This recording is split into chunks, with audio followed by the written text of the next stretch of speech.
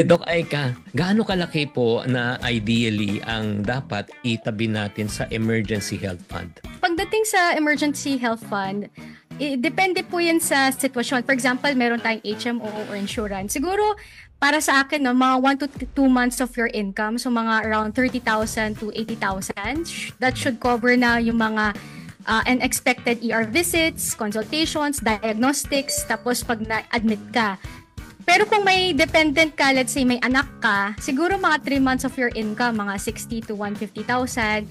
And then kung may chronic disease ka, diagnose ka na ng heart disease, diabetes, tapos meron ka pang parents na inaalagaan, mga elderly, siguro mga 6 months na siguro yung iipon natin na pera. And of course, kung wala kang HMO, let's say wala kang trabaho, wala kang benefit na HMO, siguro yun 6 months din your income before para at least kahit wala kang work at nagkasakit ka kasi hindi mo alam kung kailan ka magkakasakit, kung employed ka or hindi, at least meron kang hugutan na pera.